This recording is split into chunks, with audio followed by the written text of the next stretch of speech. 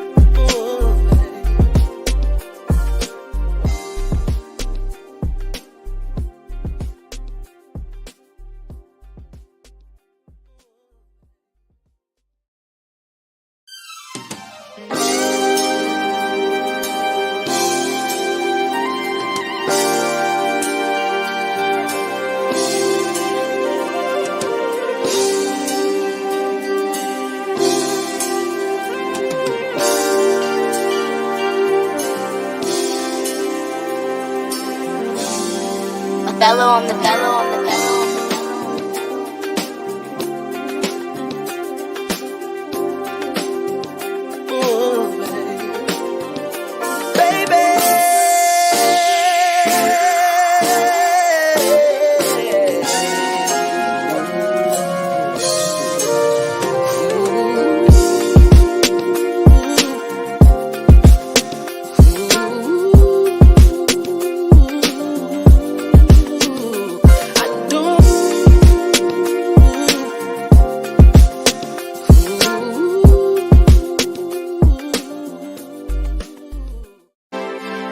Yeah, the real shop talk.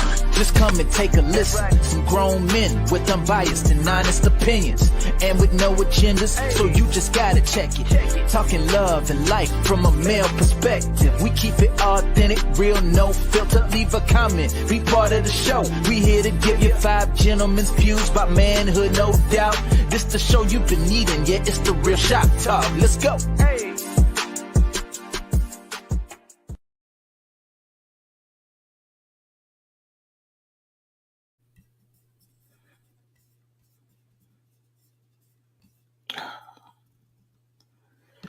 What's up, everyone? It's your boy Tony Massey. Welcome back to another episode of the Real Shop Talk. It's Monday night. It's 8 p.m. On the East Coast. It's 5 p.m. here on the West Coast. And it is Ladies' Night, one of my favorite nights of the month, because this is where we open our doors, pull back the chairs, and invite some of the most incredible women onto our platform to get their perspective. And tonight we are blessed to share the stage with 4 amazing women who I know are going to bring a lot of energy and a lot of unique perspectives. Tonight's topic. So tonight we are talking about trending topics, as we always do. First and foremost, let's introduce the ladies first. We good with that, gents? All right, cool. So what I'm going to do is I'll just go in the order in which I see you. So we'll start right here. What I'd like for you to do is go ahead and introduce yourself. Tell us who you are, what you do, what you're known for, not what you do, what you're known for, and then how can we find you and so on the social media, on the internet. All right. I'm Latisha, formerly known as Ocean the Poet. I'm known for poetry, inspirational speaking, several inspirational books, several newspaper columns. You can Google me. Like I said, I do not go by Ocean the Poet anymore. That was a stage name I had when I was younger. I just transitioned to using my first name, but most of what I talk about is self-awareness, mindfulness, and self-love. And it's nice to meet all you beautiful ladies. Happy Mother's Day, y'all.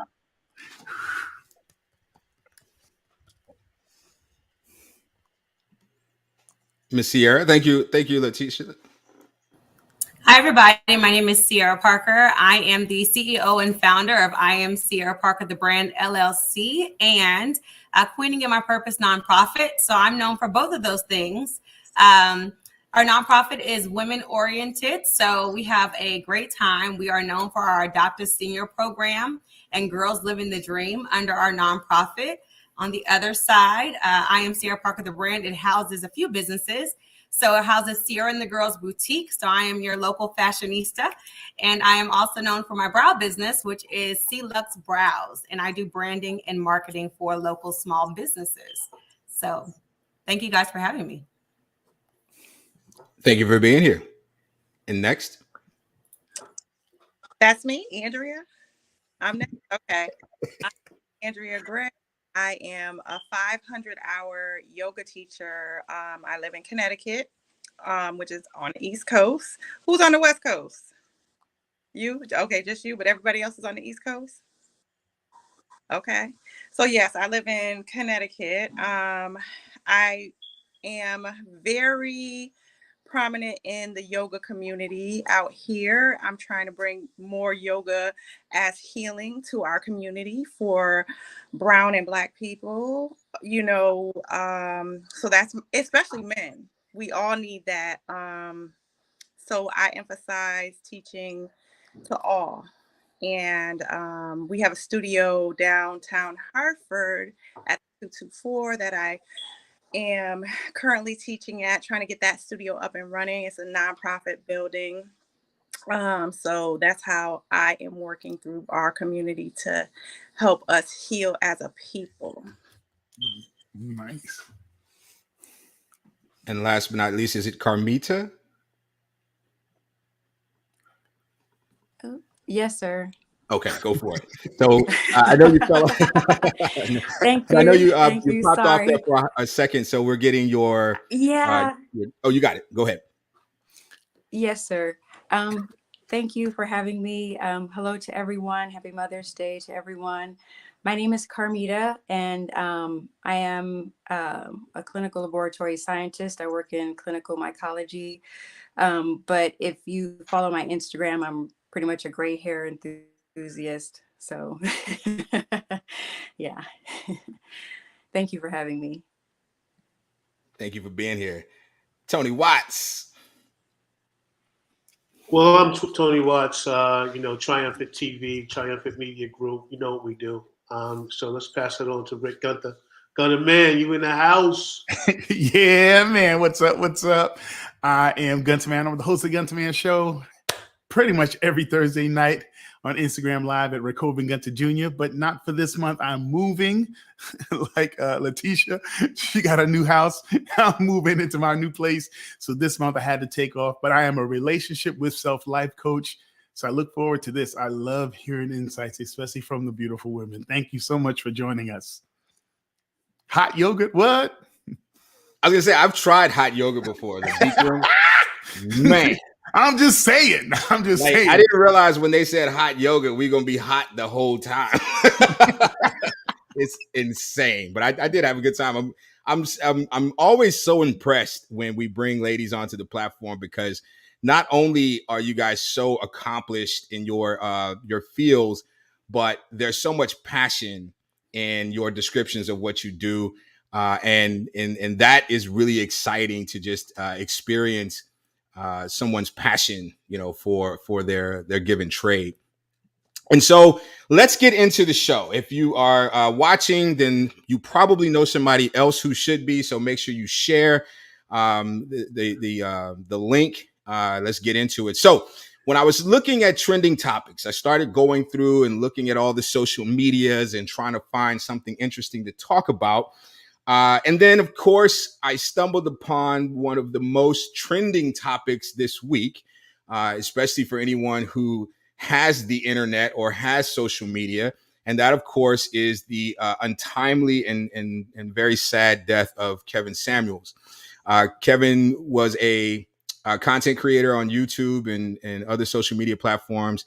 He focused on relationship advice. He called himself an image consultant. And he had a very controversial platform. I'll leave it there. I have made it no secret that I'm not a fan. But of course, all life is precious, in my opinion. I mean, I don't even believe in the death penalty, because I just feel like it's silly to kill someone because they killed someone. That doesn't make sense to me. But that's neither here nor there. So I don't want to make the show about him per se, but it does bring to mind something that I do want to talk about, and that's content creators. And more specifically, what I'd like to talk about is the unregulated platform that allows content creators to present themselves and their content as expert and expert advice. There's the term guru that's thrown around quite a bit. And then you find out that these people, these gurus, these experts, they don't have any qualifications, not even life experience. Some are giving out information based purely on what they think, what they have seen in other content or whatever. And a lot of them are following a very successful formula, and that is, the more controversial you are, the more the more the more you just can sting people, right? The polarizing, that's the word I was looking for. The more polarizing you are, the better chances you have of going viral, and of course getting a lot of followers. So one of the issues I had with Kevin's message is he would say that Black women especially if they did not subscribe to his thought processes or his belief systems or whatever, that they would die alone, unmarried and alone. And I just felt it was really ironic that, he passed away, not by himself, but definitely not in the type of relationship or in the type of situation that he preached about. And it made me feel like that there was some hypocrisy, or at least some distance between the man and the message. And so that made me think, do we, and this is the question I want to pose to the panel here. One, how do you feel about social media content creators, especially people who tout themselves as experts? And it doesn't have to be just relationships. It could be nutrition experts, exercise experts, whatever, right? How do you feel about content creators who present themselves as experts? And two, has social media removed the necessity for training or for qualifications or for validation? Or does the message itself validate and qualify the content creator? I know I tend to be a little verbose with my questions. So does everybody understand what I'm asking? How do you feel about content creators? And has social media removed the need for qualification or validation through some outside source beyond just their message? Anybody who wants to pop in, go ahead. I will pop in. It's so funny you brought, I want to say you were bringing up Kevin Samuels, but I lost connection and then I came back in, but not too long. Like if you look at my Instagram page, it was like 6 days prior to his death. And I was being me, and I said, I actually made a post. Anybody, if he follows Kevin Samuels, and I put red flags. And this was 6 days prior to his passing, because I felt so strong. He had put out something recently. And I know this is a question. He had put out something recently about women over 35, if they weren't married, they were leftovers. Leftovers, yeah. And that to me was a strong statement. Being that he had been married twice and divorced, and what was his current situation. So I think that, yes, content should not be looked at, I think research is needed with any information that you get. You should definitely do your research. And I encourage that, because anybody can say anything out here. They can say, I'm this, I'm that, Boo Boo the clown could say whatever. And people are really filtering to it and saying, yeah, this is so. So I would encourage research, before you say this is stamped. And taking relationship advice, I think that every relationship is different. So you have to grow with the person that you are with, because no one can tell you A to Z what's really going on in your relationship but the two of those people. And that's just it, bottom line. I said my piece. Very well said. Anyone else? Yes, I will hop in. So you're probably going to believe I've been living under a rock, because I'm not familiar with any of Kevin's content whatsoever. I do not follow him. So when I started seeing social media trending with I like sharing his photo with these mixed messages, I honestly did not know what it was about, because I don't follow him. So I'm not familiar with but just based on what you're saying, you're probably, where has she been, bro? Like, what in the world, right? But I just didn't follow. However, to answer your question, I do not believe that you have to have a college degree to be able to speak knowledgeable about a topic. I do believe that life experience also gives you sometimes, if not more, knowledge about a topic than a book can at times. Not always the case, but at times. In addition, do I believe that social media has removed the requirement for you to have some letters behind your name or to have a certification to say you're qualified? Absolutely. Because you have all kinds of people that will hire a cameraman to follow them, and and all of a sudden they're the expert, they're the SME, they're the guru, they're the mogul, right? So I do believe that social media has made it a lot easier for individuals that just may have a vision or aspire to be something to become that without ever, maybe even not even having the life experience or the knowledge, just based on solely on their opinion. And bottom line is, we like what's interesting, whether it's true or not. We're going to follow what can be funny, what can be just outrageous, just like I can't believe this. We're going to watch it because we're drawn to nonsense.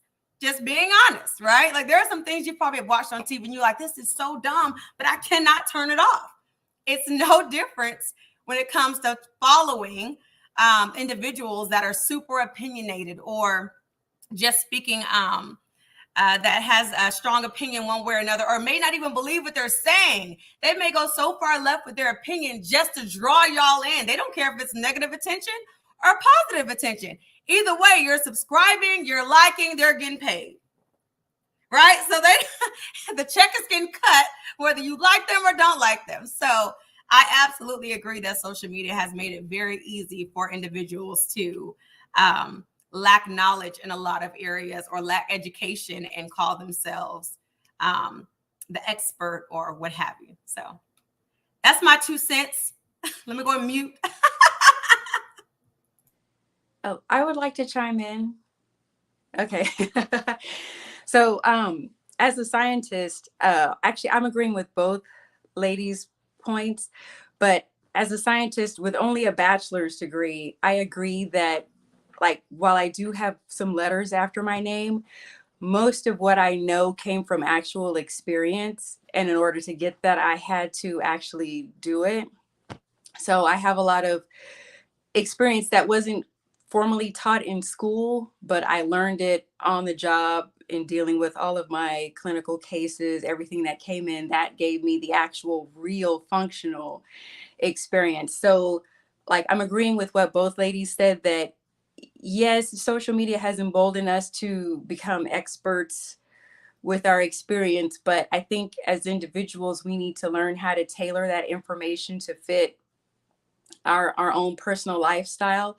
Like, and this is what made it hard for me to process a lot of Kevin Samuels content, because I just recently started watching him, was being able to tailor it, being able to be objective with myself and tailor it without taking a lot of what he says personally, even though some of the things he said were kind of offensive.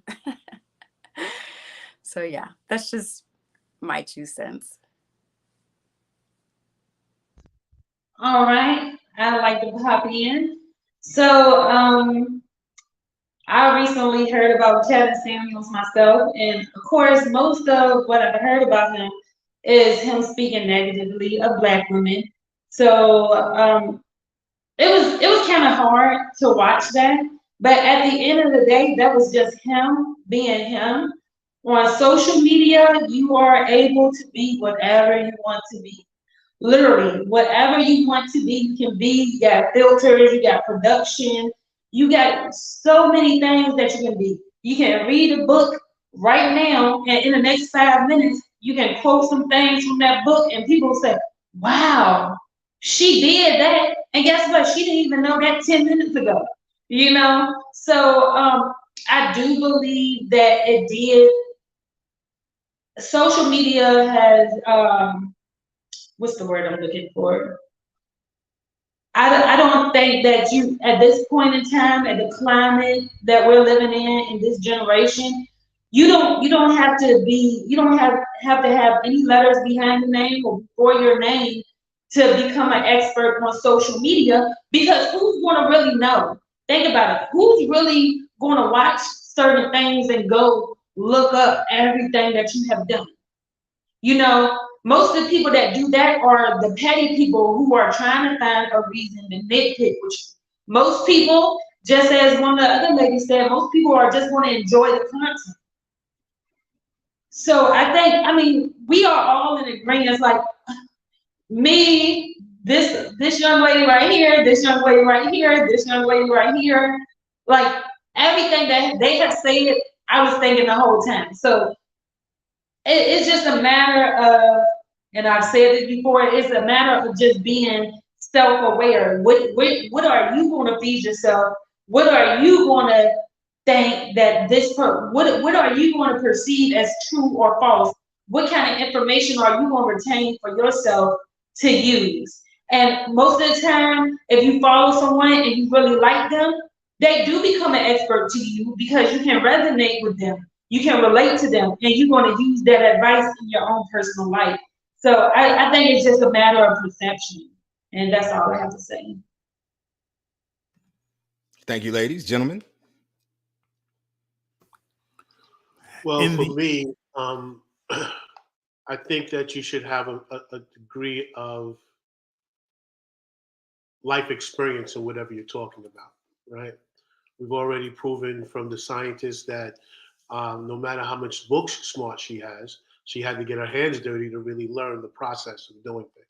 And I think that's the element where we, when we're following someone, we must figure out if they've had the life experience to talk about what they're talking about, or they're just regurgitating someone they heard. A lot of people go through, as Letitia said, they go through some books and they listen to some other content creators and they regurgitate exactly what they said, maybe in a more formal way that make them sound like they're pretty intelligent. But when you start breaking down what they're saying, you can understand that these people are not that smart, and and whenever you challenge them to debate them, you understand that their talking points just fall apart. The whole Kevin Samuels thing, just a detour for a second for me, as I posted on my Facebook page, what did Kevin Samuels do to you that made you hate him? And everybody went down the list of his talking points, right? So I gave them the opportunity, and I'll answer that Facebook post tonight, because we have to understand whatever someone says is what they're saying. Somebody could say, Tony, you're fat and bald. Okay, cool. All right, cool. And you'll never date again. All right, cool. All right, yeah. But I don't believe that. That's not my story, right? I'm going to date again. That's not a thing for me. There's nothing you can tell me, because for me, the glass is always half full than being half empty. So no matter what you say to me, statistics, everything else, because I've seen people destroy statistics. So we have to get to a point where if it's not being said directly to you, that you don't invest so much time of your emotions to get so hooked up on what that person is saying. I am not a Kevin Samuels fan, advocate, apologist. I think he said a lot of things wrong.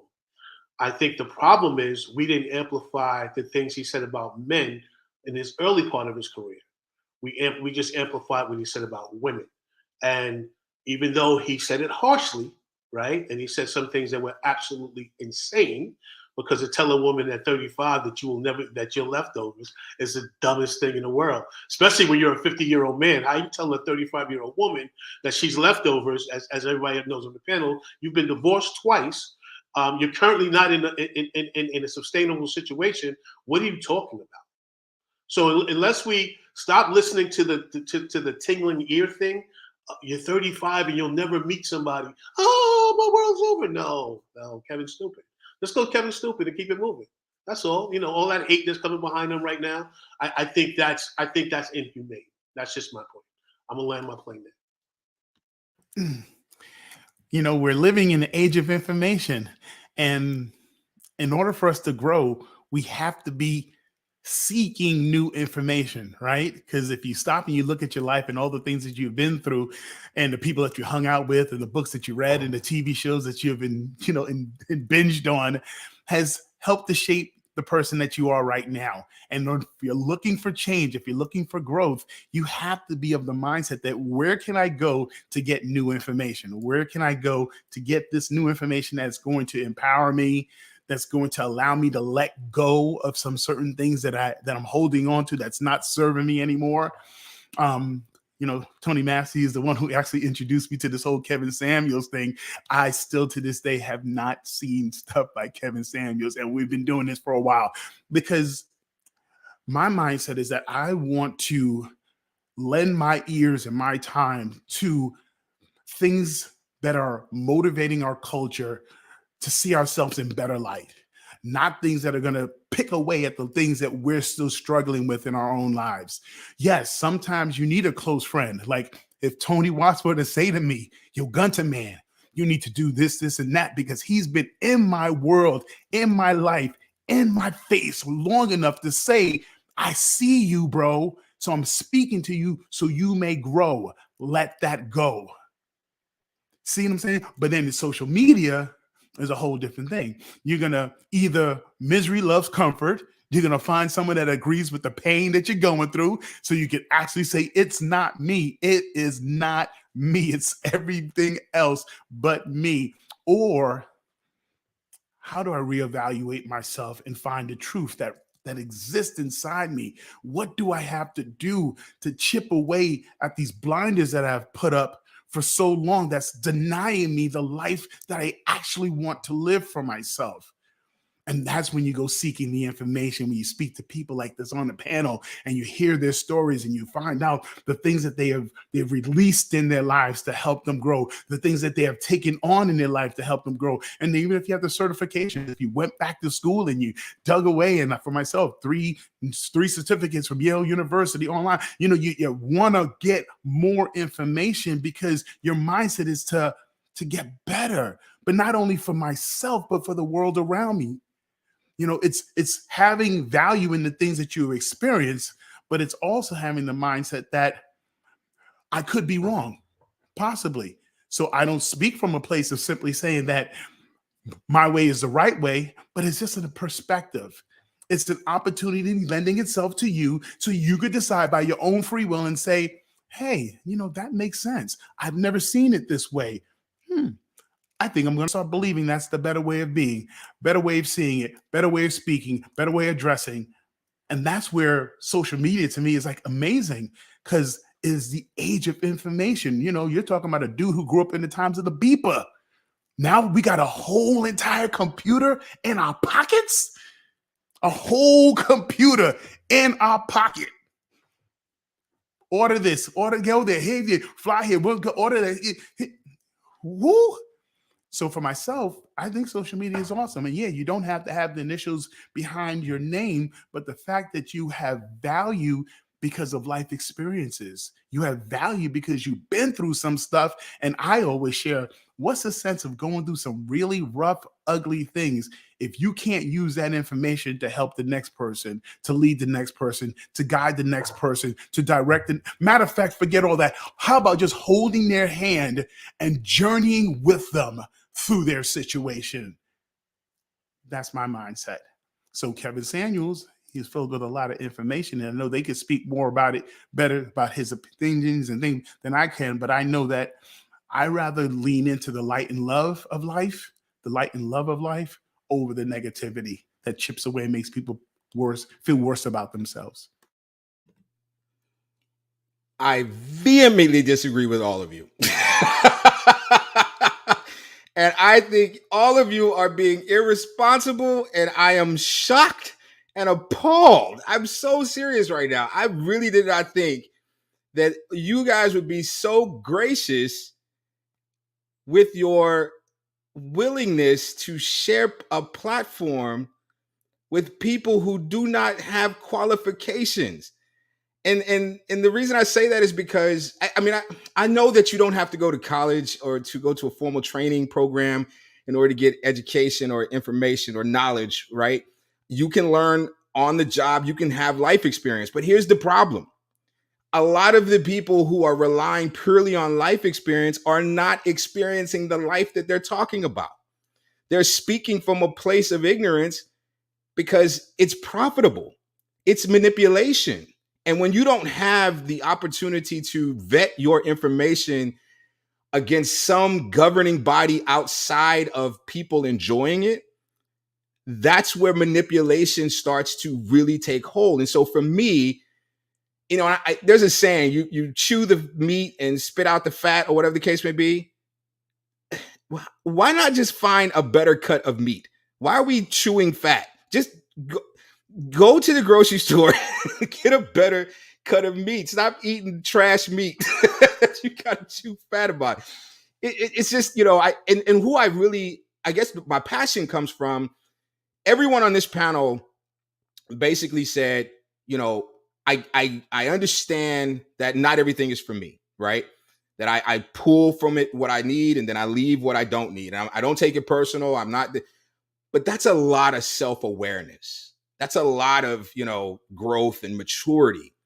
What about the people who are listening to this garbage and they lack that self-awareness?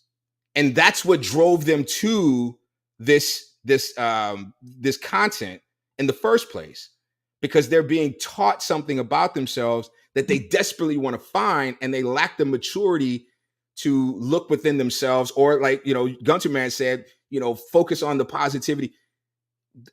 I just see a lot of young people, especially young men, who I have a passion for, listening to this man who is old enough to be their father and some of them their grandfather, vilify and berate women, especially Black women.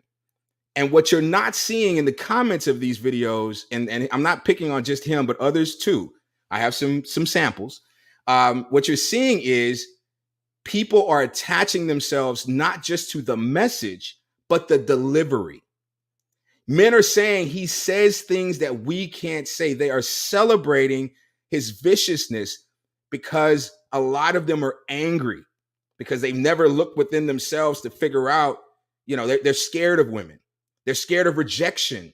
They lack self-confidence. They don't know what to bring to the table. Is it money? Is it muscles? Is it, you know, what is it? Right?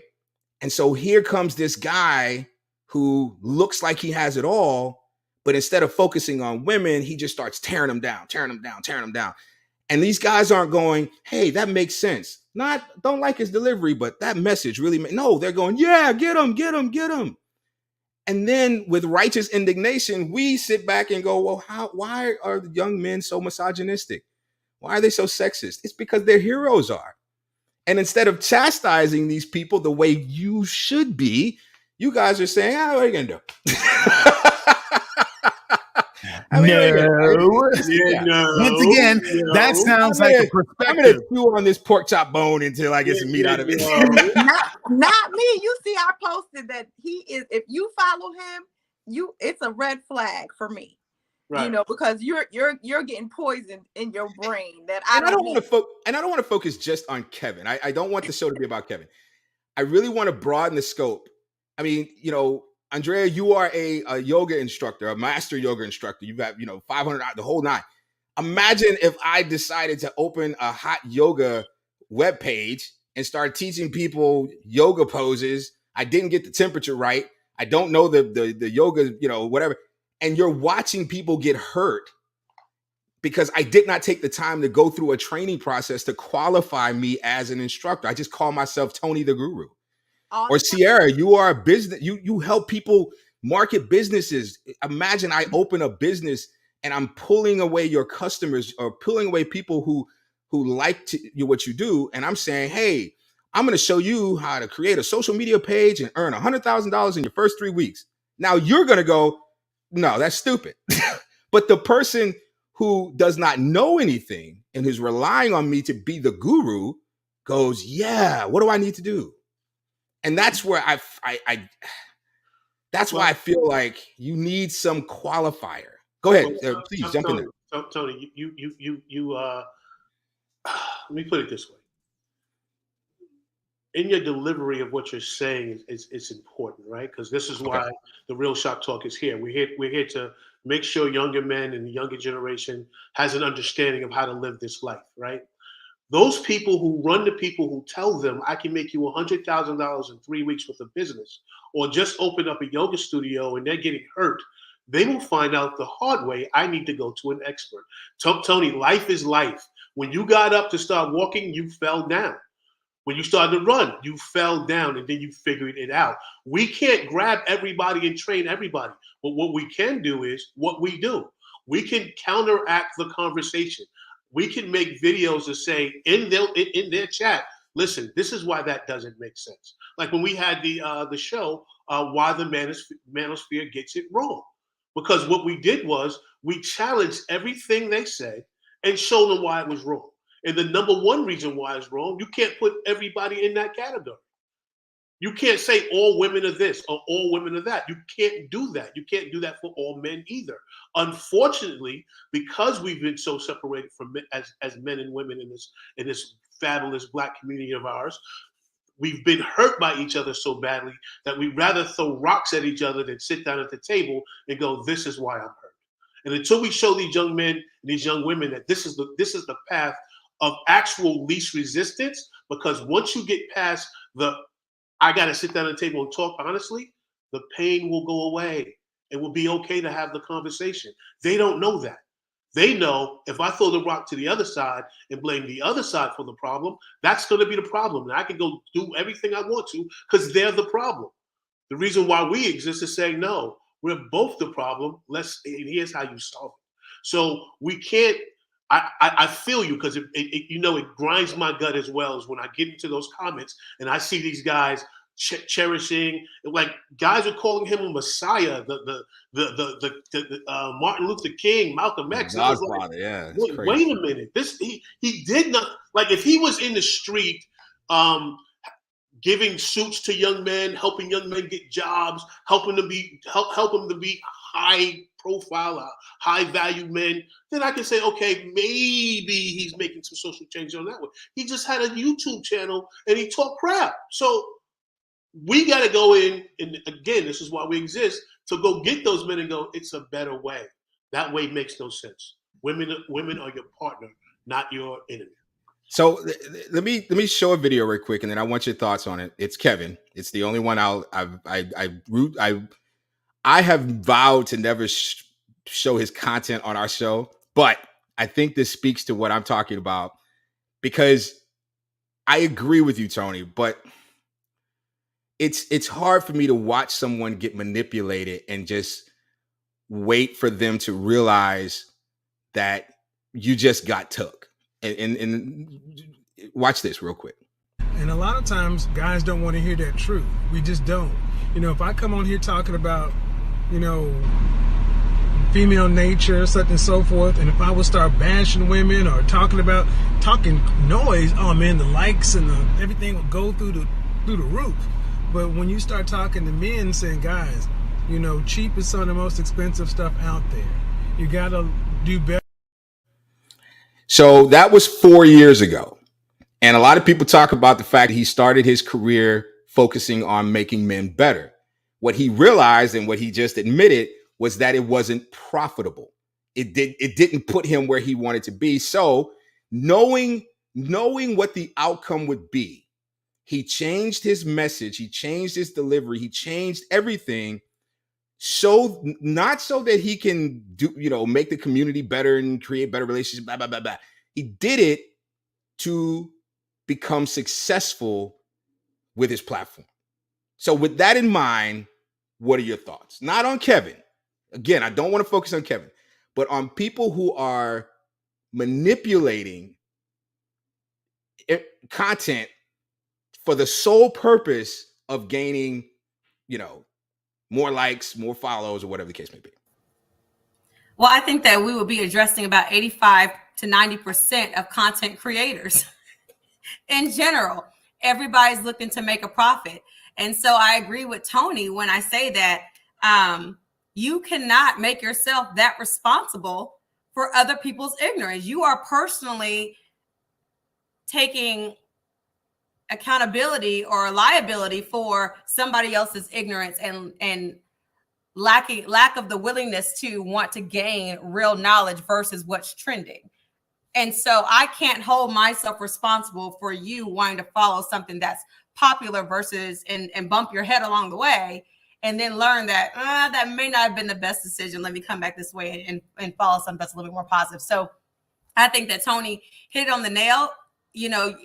You just cannot take responsibility there. I mean, if that's the case, you would spend your days, you would spend your whole life on just that, and you would never achieve anything beyond that, because there are millions, billions of people that fall into that category of what's popular and what's trending. And like I said, you yourself, I'm sure everybody on this panel is guilty of watching something that was absolutely crazy, whether it's funny, whether it's just whatever, some silly content that you just cannot take your eyes off of because you just cannot believe that this is even on TV, right? Like, and so ultimately we're all, I think, guilty of watching some nonsense content from time to time, whether it's funny, or whatever, or maybe someone was just like, hey man, check this out. Can you even believe it? So whether you're watching it because you're trying to gain knowledge from it, or you're watching because somebody forwarded and was like, man, can you believe this? Bottom line is, it got your click. You know what I mean? And so I personally, I do not, like Gunter Man, I do not give energy to anything that does not add value to my life, because if you're not adding value, you're taking. And I feel like on a day-to-day basis, without me even trying, we take losses already. So I don't have time to give energy to anything that's not adding value to my life or adding value to my mission, my vision, and what I'm trying to do for the community, myself, my kids, whatever the case is. So that's why, once again, I had never even, I've heard of the name. I had never, that's the first bit of content I've ever seen of this individual, not focusing on him. But to your point, I don't give energy to things that do not resonate with me in a positive way. So, and I'm not also going to allow myself to feel responsible for somebody else's ignorance. That's on you, right? You'll come around. I had to bump my head a few times. I came around.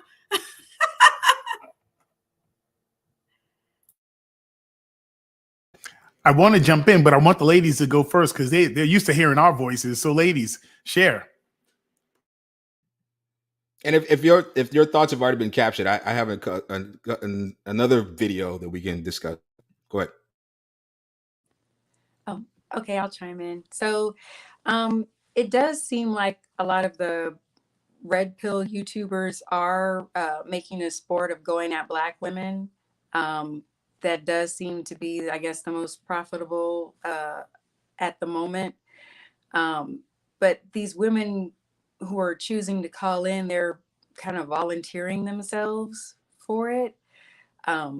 Because if you've watched him even just a little bit, why would you put yourself out there and call him, looking for a different answer from all of the other women that he's talked to over the years? Why would you expect a different response from him?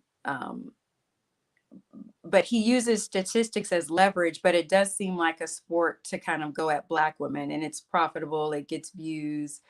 But then I also noticed that he doesn't just do that with Black women. I've seen Hispanic women, several white women, even men, and he kind of goes at them with the same energy across the board. And this is just, I've been watching only for a couple of weeks. I haven't seen anything much older than like a year or two, but it seems like he has that same energy for man, woman, Black, white, Hispanic, even though the majority that call in are Black.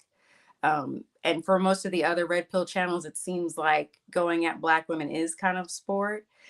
I do feel like he's speaking from a place of hurt and experience, and he uses statistics as leverage. He does do research. As a scientist, that's all I do. Whenever I'm getting results, I have to sleuth what I have, because even if what I see, if it doesn't match other things in the clinical presentation, I have to sleuth some more. Even stuff that's published, peer reviewed, sometimes you can't even trust it. You have to go even beyond that. So I have mixed feelings about most of the red pill community. I do feel like they're using him as like a blueprint. They want to follow in his footsteps. They regurgitate a lot of what he says, but they don't have the experience of being through several failed relationships to know how bad that hurts, to know how bad that, he was married to some woman who had children and he grew attached to the stepchildren. And then when the woman just wants to leave, she takes the children away and you lose all of your emotional and monetary investment. Like, you don't know that unless you've been through it. If you've only ever been married to the same person, you don't have the same experience. You don't see life through the same lens. You've always had the same support. He wasn't always wealthy. He wasn't always popular, but he was always a Black man. And so that's where he started. I mean, like I said, I have mixed feelings, but he does pull from statistics, which he says you can find if you do your research, and from personal experience. And those things can over time make you an expert, but you're never going to be an expert on everybody. That's just not realistic. But if you're going for a generalization, like on average, we're looking at statistical data, that's still true, even if it doesn't apply to each of us individually. So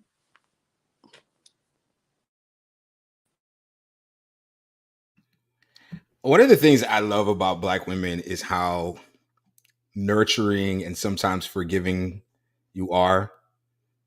You create safe places for people. And as much as I love that, y'all are getting on my damn nerves. It ain't I want you to be angry like me, damn it. Misery loves company, boy. I tell you, misery loves company. You know, it's funny because even if you lean into the whole thing of Kevin Samuels, and for some reason you're pulled in and he's matching some of the things that you're feeling, oh, he's saying what we can't say. The truth is, when you look at your inner, you know that it's still not satisfying your core needs. You know, you can go out and say, okay, that sounds like a way that I should believe things should be. And then you live, you try to track, you, as we say, practically apply those principles that you heard to everyday living, and you find that it fails. It does not pass the litany test. What's the right word? It doesn't pass that test over and over because your core is still feeling empty. Your core is still, you are not able to operate and receive back that level of love or understanding or connection with the person that you really want to give your heart to. When you have these empty beliefs that really don't match any core needs, you can say, okay, I'm following, I think he's great. But when you're home alone and you don't have real answers to the situations that you're going through, or what do I do next? His ways of thinking, those principles that he shares, will fall apart. Time and time again, you'll find that they will fall apart. They won't have anything true to stand on. So then what do you do? Hold on a second, Tony Massey. So what do? You keep searching for more perspectives until you get old enough and say like, oh, where in the world that, yes, it's entertaining, but it's really not making my situation better. It's not. And of course, our show has been designed to leave a legacy of information for the younger generation. Our focus is to get these young Black men. So yeah, these young Black men are falling in line and not having enough experience to know better. And they're listening to these people. But isn't that just how life is? I grew up in the hood, bro. I grew up in Cedric housing projects, and I thought that was everything. That's all I understood until my parents moved me out of the Bronx, New York, and brought me to a place, the suburbs, Mount Vernon, New York, where there was a backyard, where there was a park down the block, where there was baseball teams and basketball teams and tennis courts and things that I didn't eat. For games for me in the hood was steal the bacon, kick the can, hot piece of butter, red light, green light. Playing basketball was throwing the basketball into the trash can in the corner until you move out of that and you learned and experienced new things that, oh, there's actual two hoops in the basketball. I could run up and down. Like, until you take on those things and you realize that, wow, life is completely different. See, because when you grow up in the projects, you could see TV shows, you could see commercials, but you never imagine yourself having the stuff that you see in commercials. You never thought about it. You don't think that's not for me. It's for people. It's for the people on the screen. They can have that, but not for me. Until you move out and you see that you have access to it, different ways of seeing things, different ways of doing things, having access to new things. And that's when you realize, oh, wow, I really didn't know much back then. I really didn't know much. I was growing in Mount Vernon. I was getting muscles. I was running. And then when I went back to see my friends were still doing the same exact stuff that we were doing in the project. I was only 2 years removed. But those 2 years of living in a new place gave me new perspectives. When I look back, I say my friends are stuck. They don't know anything different until you see something different. until you're involved with something different, and then you gain those new perspectives. So yeah, you could have that perspective and you can venture down those ugly, dark roads, but you'll look in your insides, you'll find out a lot of times that stuff really still isn't serving you. So at what point are you going to let that go and look for more? Tony Massey? So I want to go back to where you said, you talked about being alone, you know, trying to you know, digest the information and practically apply it to your life. Okay. Remember you said that. Watch this. I'm going to say something that a lot of people don't want to hear, and a lot of people may not agree with it, but a lot of people need to hear it. Now, I always hear people saying, do what makes you happy, do what makes you happy, do what makes you happy, do whatever makes you happy. But what I often find is that a lot of people take this to an extreme and they spend their whole lives chasing happiness, chasing a feeling, and they end up destroying themselves along the way. The reality of life is you can't always do what makes you happy. You just can't. You can't always do what makes you happy, and you need to learn to do what makes you better first. And when you do what makes you better, happiness will come along. That doesn't make any sense. It makes no sense whatsoever. And this is what I mean by, as content creators, there is a level of accountability and responsibility that has to be attached to the things that you say. Because what Gunter Man just pointed out is that there are people looking for answers. And when you say a bunch of gobbledygook that doesn't make any sense and leave people empty, you know, from a search, this idea that, you know, just touch the stove, you'll realize it's hot and you never have to learn that lesson again. You guys are forgetting that someone is getting burned.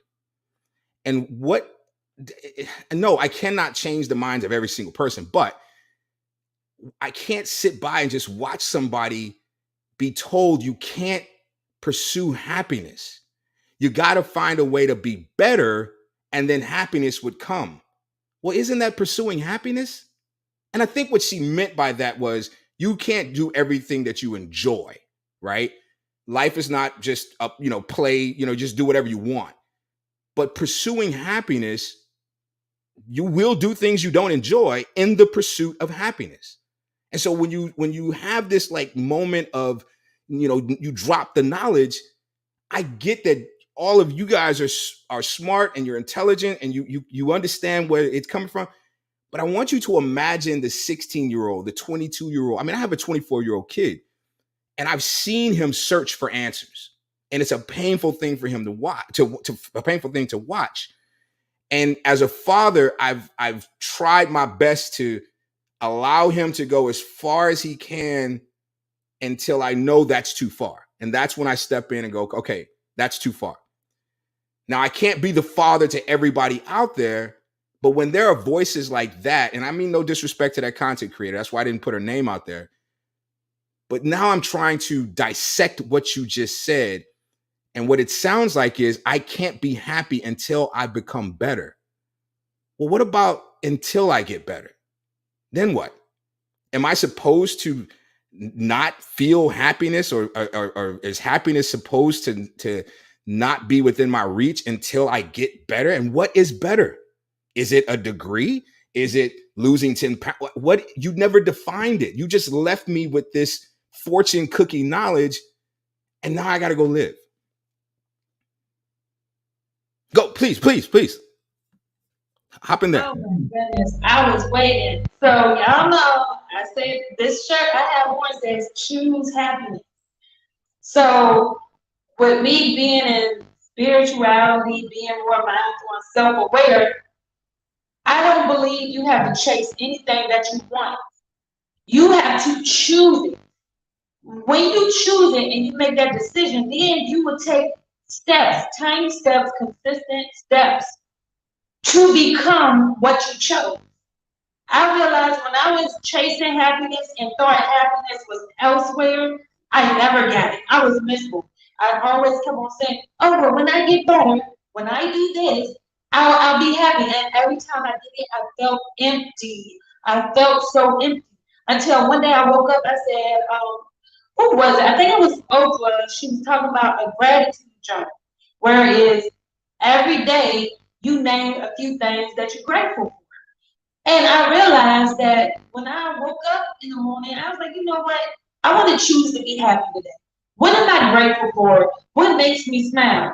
And when I started choosing to do that, that's when I found my happiness because I chose it. You know, I that's the life I chose. And I feel like everything is a mindset. You have to choose this stuff. And you can't, if you keep on saying, when I become this, when I become better, you will never get it, because every day, every next level you take, there's another level. There's always someone better than you.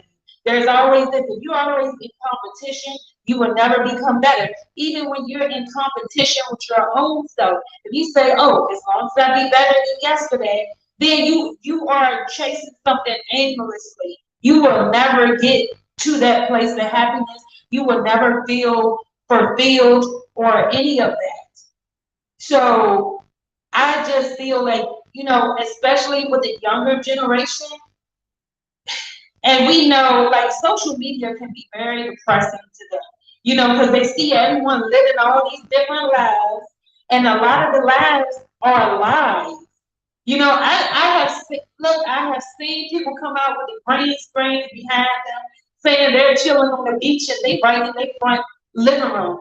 And they're getting paid $40,000 and stuff to promote something. And they ain't went nowhere. They had a green screen and they on a jet ski and they ain't went nowhere. You know, and it was something else. Oh, hold on, this side. You said earlier, what was it? Oh my goodness. And I was itching to say something. But oh my goodness, I lost it, y'all. I'll get it back. If you find it, come on, Letitia, are you saying that my words aren't captivating? If you find it, just come off mic and share with me. I'll get it back, but I did have to speak on that pursuit of happiness thing.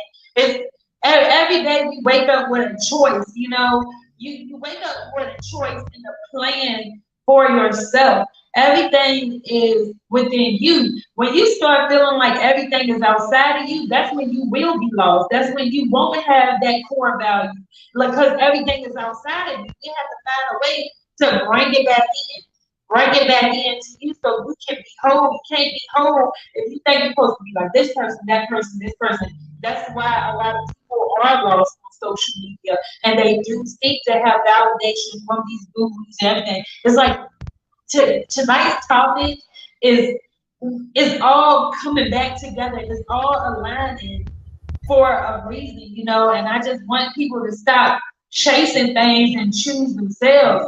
And a lot of times we feel that, oh, you know, we're taught that, you know, you have to love this person, you gotta love this person, you gotta make sacrifices and compromise for these people. But how can you say you love these people and you don't even make sacrifices and compromise for your own self?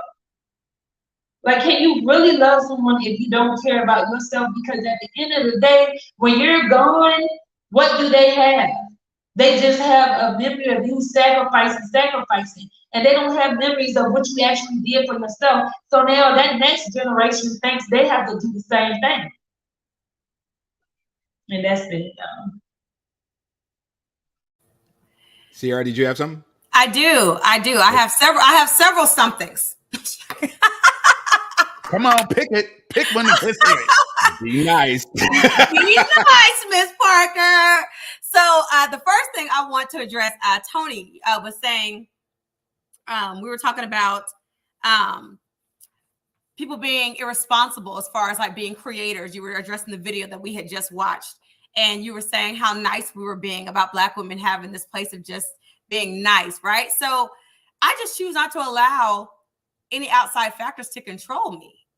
I tell my students this all the time. I would like to think that we're all adults, right? In my classrooms, we're all adults. And I tell them, I said, I would like to think we're all adults here, right? So I have a choice to decide if I'm going to let you control me. If what you do can anger me, you're controlling me. And I would like to believe that I have complete control over what I choose to do with my limbs, my feelings. I would like to believe that I'm in control of Sierra.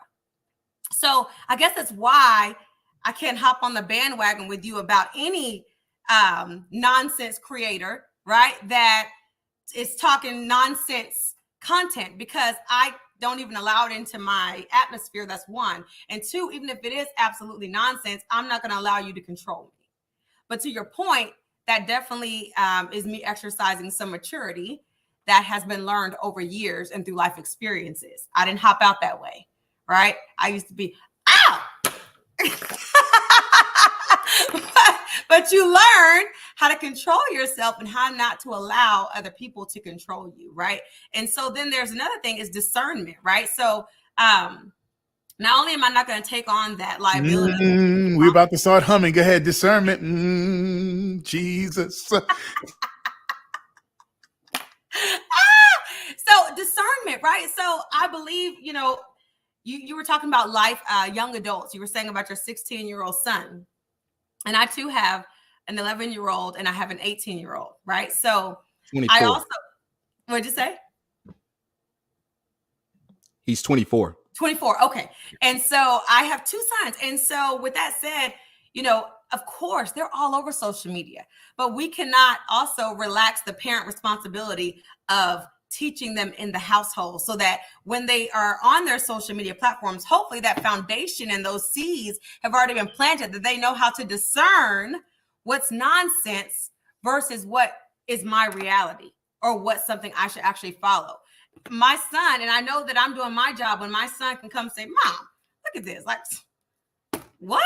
And it's almost laughable, right? Because kids want to see what's funny. But he is at 11 years old able to discern what's not what mommy's teaching me in our household, what I see mommy doing versus what's trending and popular, just to say, you know what I mean? And so I'm praying that carries out into his adulthood. I will say my 11-year-old is very mature to be 11 years old, not in a grown kind of way, just has old folks sense. I'm like, boy, you didn't been here before because you got old folks sense. And so that's another thing. And then also Letitia was saying, you choose happiness, you choose. I will never understand how I wake up at 6:30 and by 8 o'clock, I'm saying it's a bad day. How is it a bad day? You just opened your eyes about 2.5 hours ago and you're already professing over your day that it's a bad day. Monitor your words. And I say that to anybody out here, be kind to yourself first. Monitor your words. I don't even speak, matter of fact, I speak things that may even appear to be completely unrealistic because if I believe it, I have to believe it first. Like for instance, when I decide I'm going to start a business, I don't go talking to y'all about it. If y'all are I'm not talking to y'all about it. I'm going to pop out with that thing. You're not going to know about it till it's out, right? Because I have to believe in it first. When you start a business, you have to believe in it first. You're going to have $0 days. You're going to have $5,000, $10,000, $15,000 days. But on each one of those days, you have to still love what it is you do. And if you don't love it, if you're not passionate about it, you just have a second job. None of my businesses are jobs to me because it's passion, right? So I choose to be better. I choose to love me first. And if I don't, and as again, when we're talking about happiness, what is happiness, right? Because some people's happiness definition is all over the place. Some people feel like I'd be happy if I had that Range Rover. Some people feel like I'd be happy if I just had a man, or I'd be happy if I just had a wife. So what is happiness to you? What does happiness really mean? Right. And so I think that everybody's definition is kind of all over the place. So it's difficult to say, what are you chasing when you say you're chasing happiness? What does happiness look like? And everyone's definition is so broad and so different that it's hard to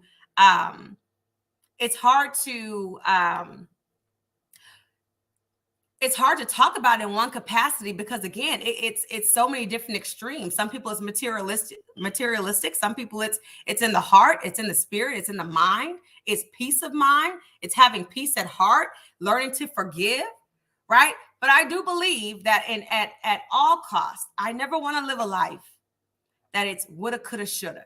Never, no matter what. And that comes at sacrifice. That comes at sacrifice of other people's feelings. Choose you first always. When you are feeling some type of way and you choose not to speak on it because I don't want to hurt their feelings, or, you know, you maybe in your household, in your relationship, you feeling some type of way about something your spouse may have said to you, but you choose not to really speak on it because, you know, they're going to take it wrong. I'm sorry. So your feelings are able to be the sacrifice? I'm not the sacrifice. My feelings are not the sacrifice. And we have to stop sacrificing ourselves, right? Sacrificing ourselves and our mental well-being for other people. That is one of the key things into being happy, is to learning how to speak your truths, stand on it. You can do it tactfully and tastefully. You don't have to be rude or ugly to speak your truths. You don't have to curse anybody out to speak your truths, right? But learn that it's okay. And everyone's not going to know how to swallow your truths or receive that. That's not your emotional responsibility. How they feel about what your truth is or how you feel it is not your emotional responsibility. And when you learn that and get to that in your mind, you then just automatically happiness will come, because we spend so much time worrying about what are they going to feel if I say that, or how are they going to feel if I tell them how I really feel about this. But when you don't speak on that thing, you're sacrificing yourself. I'm never the sacrifice, and I never will be anymore. I have been, but I won't be anymore. So that's my plane's landing. I was wondering what Andrea was thinking. I'm like, huh? Because she living that passion life. Her life, her business is all. You got to be passionate about yoga. Talk to us. Come on. The doors of the church are now open. Ushers are passing around plates. We want the money that folds, not the money that. Go ahead, Andrea, and then Letitia, you're next. Absolutely, I agreed with everything Sierra, that's your name, said. You know, you have to live your truth. You cannot allow people to control your narrative, period. And as we get older, we absolutely learn that. And Tony, you said you have a 24-year-old. I have a 26-year-old. So I have to have these conversations. Like, I'm at the brink, you know, you're having these adult conversations with your child now. It's a different entity than just having it with a teenager or, you know, an elementary student. I mean, I remember those days, but these conversations are much different, and they're much harder, because I know that I'm dealing with my son talking to me and say, hey, Mom, you know what? I want to talk to you about something. I want to talk about some of the things that I feel you might have did wrong. And those are real conversations. And I have to sit back and I have to say, okay, all right, let me take a look at this, you know, because it's no longer, nah, you gonna listen to me.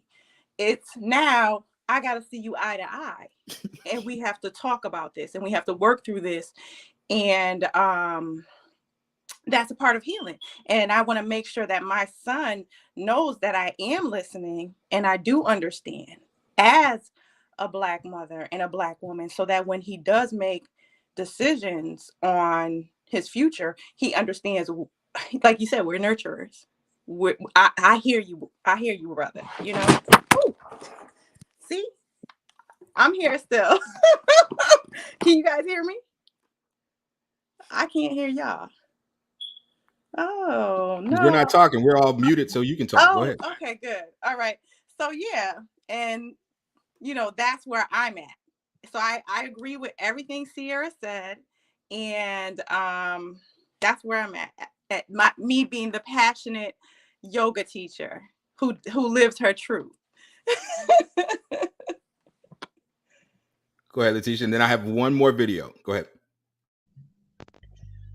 Okay, so I mean, this was just me, because Sierra, I'm trying to tell you, have y'all ever seen that movie How High with Method Man and Redman?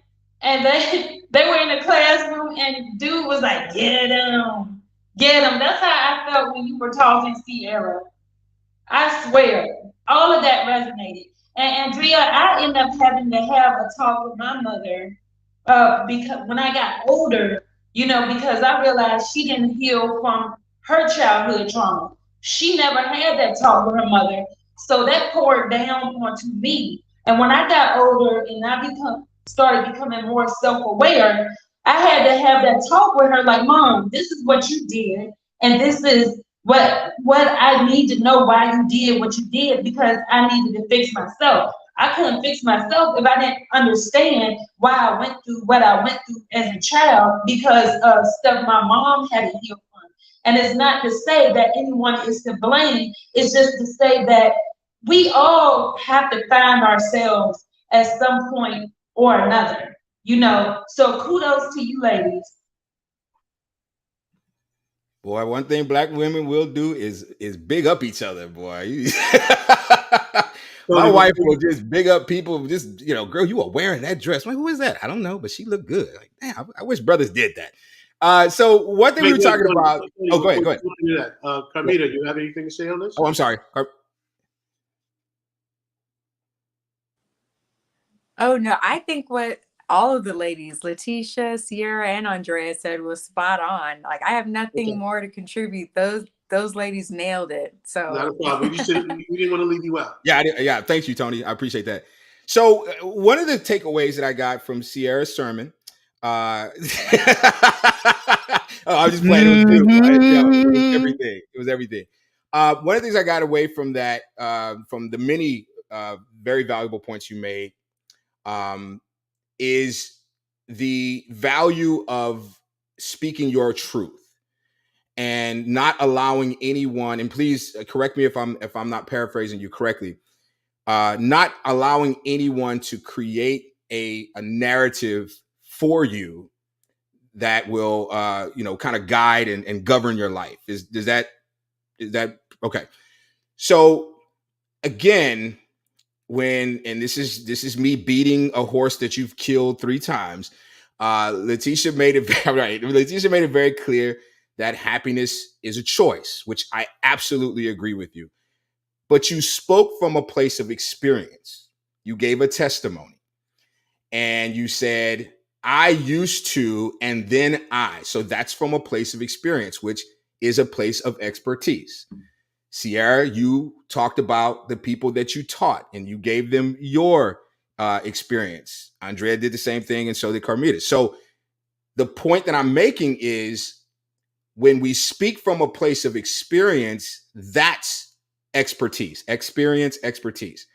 But when we're willfully creating content that does not match even our lifestyle, for the sole purpose of being controversial, or whatever the case may be, there are people who are listening to this stuff who do not have the benefit of someone like one of you 4 ladies or one of us to counteract it and say, that doesn't make sense. Now, I get the concept of they'll figure it out one day, but think how many mistakes can be made between a place of ignorance and in a place of enlightenment. And think how many mistakes that are made in that journey that are irrevocable. You can't do anything about them. And one of them is relationships. I have such a passion, and I'm leading up to the video. This preamble is coming to the video. I have such a passion for helping young men be better, right? And it frustrates me that there's so much content out there about the mistakes that women are making, but so very little content about men. As a matter of fact, I just got a comment from a post that I commented on, and the guy was adamant about the fact that the women of today are different than the women of yesterday. No, they're not. Not at all. And if the women have changed, guess what? So have we, right? So with that in mind, I'm going to show a quick video. And this is the exact opposite of what you just said, Sierra. This is someone telling you or creating a narrative for you that is telling you, here's what you're doing wrong. And I know you have, your Wonder Woman bracelets, ping, ping, ping, because you don't let nothing in. But I want you just to consider the 22-year-old young lady or the 35-year-old woman who has not dealt with her trauma, who lacks your maturity, and she desperately wants to fix herself so she can get better outcomes. Listen through those ears. The problem with most women is they put their wants ahead of their needs. I want a man that makes this kind of money. I want a man with a beard. I want a man that's funny. Wrong. What you need is a man that will take care of his children, a man of quality, a man of dignity, a man of purpose. But you will ignore those needs all because you saw a man that you want.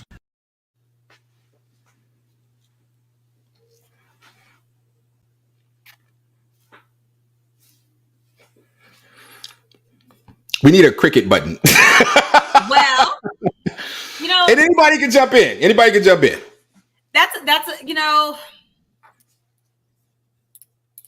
there's some validity to what he said, but does not apply to every woman. I'm not even gonna say black woman. It does not apply to every woman, but there is some validity in what he said. And I'm a woman. I can say there is some validity. I've seen it with my own eyes that some women will ignore what they need because of superficial attributes they would like to have in a man. There's nothing wrong with having what you want and having what you need. I am not the one here to tell you that what you need is better than what you want. I'm not here to set the bar for that. Who put me in control to say that? You know what I mean? No, nobody. Matter of fact, nobody here can say. Now, if it were me and I'm using my experience, I would absolutely tell a young 22-year-old to evaluate the whole situation, right? Are your wants superficial? Beard, need to be tall, need to be light-skinned, need to know how to dress. But if you get sick and can't take care of yourself, are those things that you're asking for gonna matter in the man, or right? So when I hear women have comments like that, I try to put things into perspective with scenarios. Do your superficial wants have longevity with if this were to take place, or if this were, because these are realistic things that can happen as you're growing older, right? Your life changes, your body changes, things change, your financial situation sometimes can change. It can take a turn for the absolute better, and sometimes it can take a turn for the worse. Are these things going to see you through those times? So that's the conversation that I try to have when I have women that may make those types of comments, or, you know, even men that make those types of comments. Like I said, there's definitely some validity to what he said, and that can go for all women, not just Black women. I've seen those type of choices be made amongst different cultures. And so when I have a woman that is speaking in that realm, that's the conversation piece that I have. I'm definitely not sitting on high, looking down low, judging her, saying, girl, you crazy. You need to, no. I just want to see where your mind is at, to see if you're even thinking beyond that. And let me give you a situation, and you tell me if that fits the profile over here. And do you think that this is something that you're going to need in the long run? And so even presenting a situation or presenting a scenario, sometimes, and not being judgmental, sometimes on their own changes their mind, because they're like, man, you know, I didn't even think about that. And I'm not imposing my opinion. I'm just presenting a scenario, right? And so sometimes they don't know to think in a different way. They don't know to think beyond the right now, right? Like, what does 5, 10, 15, 30, 40 years look from now? Are those things going to see you through? Are they going to last? And so I think the way you come across to your peers that you're trying to make an impact on in a positive way, when you're not judgmental, coming across like you know what they need, or you know what's right, or you know whatever, when your the way you're perceived is everything. And so sometimes when you just present a scenario, or when you just kind of help them think outside the box, they in turn change their mindset on their own. Sometimes, not every time. But guess what? I'm also not responsible for that 22-year-old either, right? Even if it's my own kid, because I too was 22 and I went against the expertise that my mom gave me. My mom's number one thing that she used to tell me was, Sierra, you're a young lady and you are going to make your own decisions. You're going to make your own choices. As your mom, I've been there, done that. Let me save you the trouble. That used to be her number one step. Let me save you the trouble. So I grew up in a household that had a lot of foundational moral ethics, right? That I knew better in a lot of cases. And I still needed to just see for myself. and I might have had 1 or 2 or 3 situations I had to see for myself, right? And in those times, even when I bumped my head, my mom never judged me, right? My mom never judged me because she gave me the room to make my own decisions and the room to fall, but she was always there to pick me back up, re-advise me, and prepare me for how to move forward, right? And so, again, I knew better, Tony, and I was 22 and I knew better. And I had sound advice. I had a mom that, gave me a sound word, and I still, on my own doing, made my own ignorant decisions. Not because I lacked the knowledge, not because I didn't have anyone there to direct me. I, on my own, made a stupid decision, right? Several stupid decisions. But all of those decisions, whether good, bad, or indifferent, made me who I am today. So I would never take them back. If I had to do it all over again, I still wouldn't do it any different because it made me who I am. It gave me a testimony that I'm able to share with the next woman and the next girl or the next man or the next young man, whoever. So I still wouldn't change a thing, no matter what, even the many bumps on the head that I may have had. I wouldn't change a thing. If God says, Sierra, I'm going to give you a clean slate to do it over, I wouldn't do it again. I would not change it. I would do it just the same because I am the smartest I have ever been right now today in my life. And tomorrow I will be smart. And the day after that, because I seek to gain knowledge every day. I want to learn something new every day, whether by your bad choices. I saw her do that. I ain't doing that. Or my own, right? My own life experiences. But now I'm wiser. So I use other people's bad decisions and see how they came through. Like, I'm not going to go that route. Right. My mama knew a little something back then. Right. And so, like I said, it's all about how you choose to move forward. And it's all about perspective and never being judgmental. Allow people a safe atmosphere to redirect their thoughts by helping them with a scenario and just challenging their thought process, not calling them wrong. Just say, let me put this on your mind and let them think beyond, the right now, or maybe their superficial thoughts or what have you, but never be judgmental because that can just shut somebody down altogether. I love it. I'm playing ladies, anyone else? Go ahead. Just as Sierra said, it's based on everyone's mindset. Of course, now you have some 35-year-old women that are not mature, and you have some 22-year-old women that are more mature than the 35-year-old. I'll be 33 in July, and what I'm looking for now was definitely not what I was looking for when I was 22. When I was 22, he had to be fly. He had to be taller. I'm tall, 5'10". He had to be taller than me. He had to look good. I had to be able to show him off. I'm going to be 33 in July. I don't care about none of that. I need this man to know how to help me take care of his family. I need him to know how to cook and clean. I need him to know how to be my partner in life. If he's attractive, that's fine.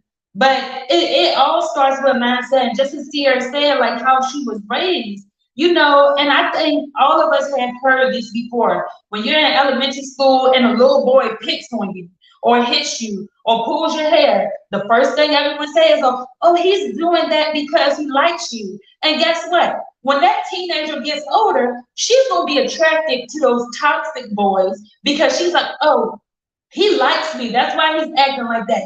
And then that bottles back onto the fact why a lot of black men, a lot of men in general, they aren't emotionally mature because they're taught to hold it in, and then they take it out on the wrong people who are trying to nurture them and stuff. And then it's just all backwards. So you're taking it out on this person that wants to nurture you.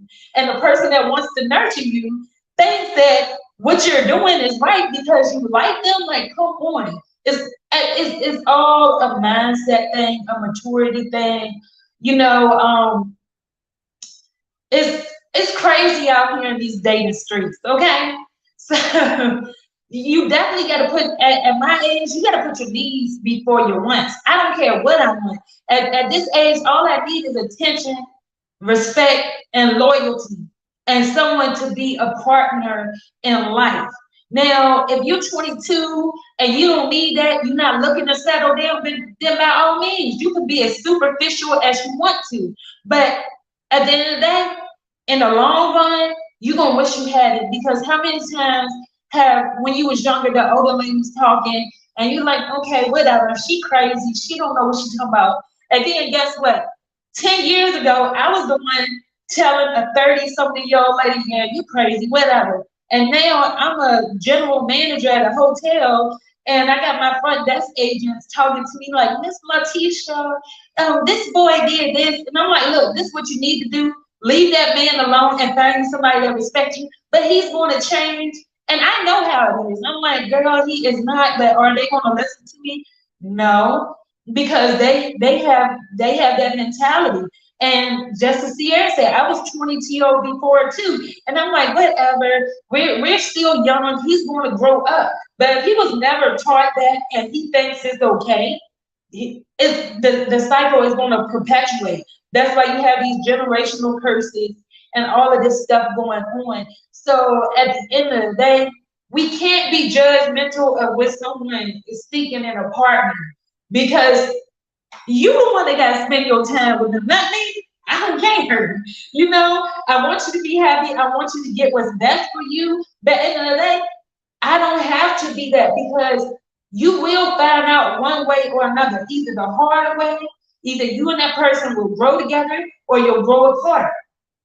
But I'm telling you, it's a little weird out here. It's very weird out here in this climate. And I'm glad to be the age that I am, because I cannot do it with this younger generation.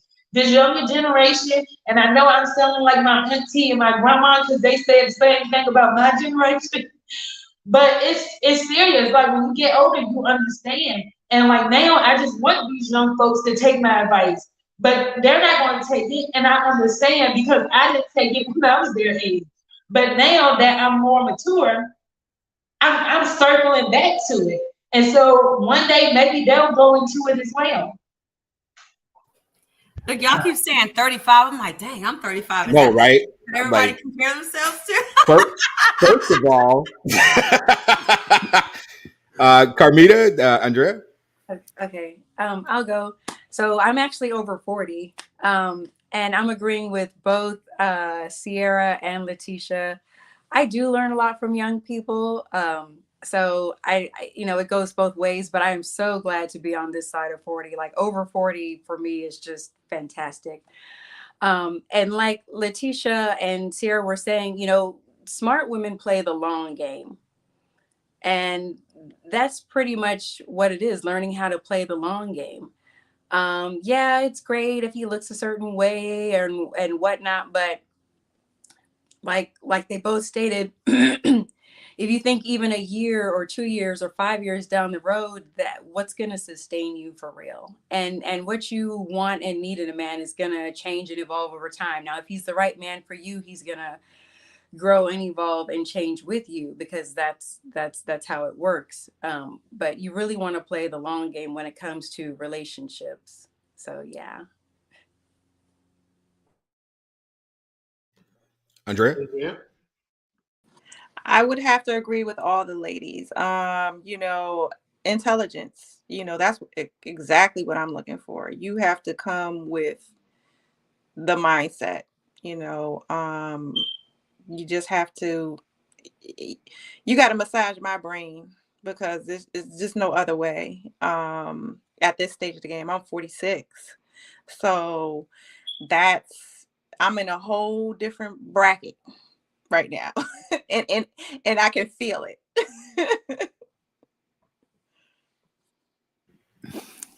We're gonna. You know, I'm listening to all these stories, and all I could do is hear my dad's Jamaican voice in my head saying, when you don't listen, you must feel. When you don't listen, you must feel.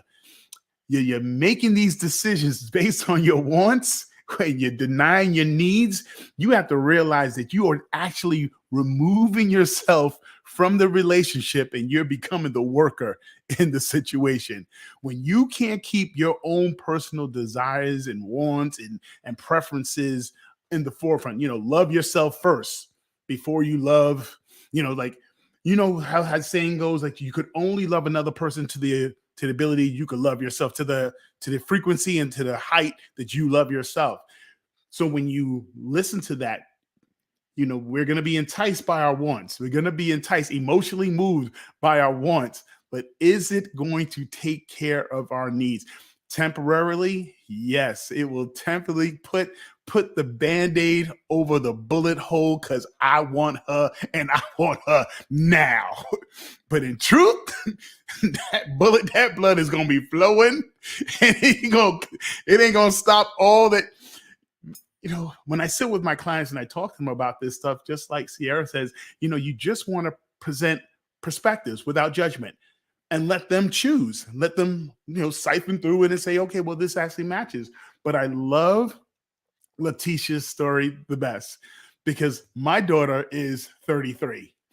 And when I think of where my daughter was when she was in her 20s, and I listen to all the things that were coming out of her mouth in her 20s, and now her being a mom of a 8-year-old son, she has exactly the Letitia attitude. Like, what foolishness you talking about?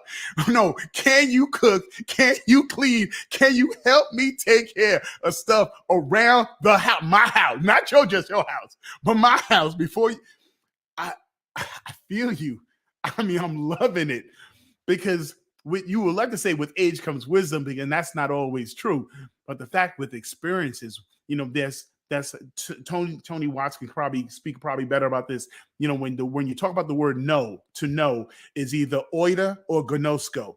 Oida or gnosko, to know by experience or to know by because someone told you. Sierra's like, no, I'm gonna trust that. I saw you go through that lump. You told me about those lumps. I don't want to travel down there. I'm not going that way no more. But then sometimes, she is kind of looking kind of good. I think I'm just going to have to put aside my knees right now and kind of go after that want and find out in the long run that it doesn't meet your core needs. It's like you will go after those wants and you'll remove yourself from the situation because your needs have to be met for you to feel full. Your needs have to be met if you're choosing this happiness, because choosing happiness says this: I am not looking for you to be my happiness. I'm not looking for you to be my source of love. I'm not looking to you to be my joy. You can't get that stuff from another person. You have to be those things. You have to find it. And when you say, I'm going to choose to go after a particular thing, it's not simply the thing that you're going after that's going to make your life better. It's the journey to the thing that you're going after that's going to make you better. The things that you're going to learn, the things you're going to partake of, the lumps along the way, or the empowerment along the way, because it doesn't always have to be negative. You find that thing works. You're like, whoa, I want to do some more of that. I want to do some more of that. Like I had the experience recently about, finding a prayer partner, someone that I could pray with every single day about specific things that are going on in my life. Who knew that was going to skyrocket areas of my life and dreams and things that I want? And like a tsunami all coming together. Like, whoa. So you're always learning from strength to strength, because the minute you deny yourself the things that you truly do need in a relationship and you plan on staying there, you actually just removed yourself from the relationship, and now you just got a job. You're just trying to find ways to satisfy the other person or to satisfy something that's temporary in you. But you, in the long run, you want to be a part of the journey. You want the other person to learn things about you. I have to understand that I believe this works for me. Either you're going to conform to these things that work for me, or you got to move on. Like I'm putting the oxygen mask on me first before I start taking care of everyone else. As you know, that airplane thing comes down, oxygen mask on me first, and then I'm taking care of everybody else. Because me healthy, me happy, me full of peace, me full of joy, me seeing myself already as love is going to be the best thing for the people around me. It's the best thing for my daughter. It's the best thing for my friends. It's the best thing for my two bros right here. It's the best thing for people who meet me and find and feed off my energy like you four right there. It's the best. Me loving me is the best thing I can be for you. Mr. Watts. He didn't land the plane. He just Nah, he crashed that bad boy in the Hudson. I don't know if you saw Sierra's comments in the private chat. She had to go. She has a 5-star test or something going on. She had to bow out, but she said she really enjoyed what she was what we were doing. I think staying on topic of the particular video we just watched, the problem with the manosphere is this. It does not realize that we are human, having a human experience. So men and women are having the same experience, right? Telling a woman that she needs to choose better because this is what she's looking at and what she wants. She's 22 years old. When I was 22, what was inside of you, I could care less when I was 22. It's what your outsides look like. It's how much fun you wanted to have. That's what was important at 22, because no one said, hey, Tone, at some point you're going to want to settle down with somebody who has the same likes that you have, who wants to go in the same situation that you're going in, the same direction you're going, that you want to grow with. So at 22, I'm ripping and running and doing my thing. So how are we now to turn around and put that much pressure on a woman that she needs to now decide, she needs to look past what's on the inside of me and not see what's on the outside? What we do now, right? We see with our ears, we hear with our eyes. That's what we do. That's what social media does to us. Somebody says the perfect man is 10 feet tall and he has a beard down to his belly and he wears great sweatpants. Oh, I want that boy. Oh, she just got her whole body done a different way. Oh, I want that girl. No one is making decisions on their own based off of what they want. They're making decisions based on what their social climate is telling them that's hot. These are the hot things that you need to go with. When we grew up, it was magazines. And what was on MTV, Yo MTV Raps and all the videos. Those are the people that we were attracted to, right? So we can't say to these women that you have to now choose better when we're not choosing better ourselves. I wrote this a long time ago. When the men go crazy, the women or children are soon to follow. So whatever women are doing, stop telling them what they need not do, and you do better. You do better. You choose better. When she's out here doing things like, if I go down a page and the girl and women, I could care less what you say about this. If I see you got bathing suits on all your pictures and I'm liking all your pictures, that means I approve of what you're doing. If we across the board stop doing that and we start liking women who dress, watch what happens to the social media output. People are going to like different people. Women say, I dress for me, right? Men say, I dress for me. No, you dress to find a mate. And once you find a mate, you dress that's compatible to the mate that you have. You do things compatible to the person you have. We sit around and act like we don't want other people in our space. Oh, I do this. Oh, I went out and bought this Mercedes for me. I don't need a Mercedes. Why go? No, I went to buy the Mercedes. So when I come out the club and I click the thing, she goes, who's that guy? That's the only reason why guys are buying fancy cars. We're not buying fancy cars because I want Tony Massey to say, oh, Tone has a nice car. No, I'm buying nice cars because women like nice cars. Women are doing their eyelashes and their tight little dresses because men like that stuff. And we have to stop with this nonsense. It's nonsense that we continue to put ourselves through, that women need to adjust to our nonsense in their younger years when we have not taught them what they should be looking for. We have not shown them how to act. We'll take a woman who's out here doing all the craziest things. She want to be with me and my boys, and we pass her around, and nobody's going, nah, that's not right. Nah, boo. No. You shouldn't do that. No one's saying that to her, right? So how is she supposed to know? Now she's the bad guy. Now, on the flip side, I've done run through the whole crew, but I'm the good guy because I'm a guy, right? It makes no sense. We have to come to the point where we get down to the granular level where we're teaching people, if you want to, and I say it all the time on the show, if your thing is you want to play around and date and date hop and do you, that's your thing. But if you're looking for someone to settle down with, that starts with you. It starts with the love that you heard everybody up here say. Love yourself first. Find your boundaries first. And then your tribe will be come to you. The people out here talking that nonsense, we're like, nah, they're too much for me. Because they want something that's fast and flashy. They're not looking for when you put the long-term goal in plan, 5 years from now, we're going to go do this. If that person can't meet that in the first 6 months, hey, listen, had a great time with you, boo. Just not going to work out. We're on different paths right now. If by chance 2 years down the road we meet again and we're on the same path, yeah, fine, let's do it. But at this point right now, I cannot spend any more time with you because this is what I'm looking for. You want the streets, I want the ring in the house. So, and I don't want you to adjust what you want for me because you're going to be unhappy and you're going to blame me for it. Tony, you made me get into this relationship. Tony, you made me get married. No, it's okay. Tony Massey says it all the time. The perfect sentence is no, because it doesn't waste your time. It doesn't waste my time. I'm landing my plane.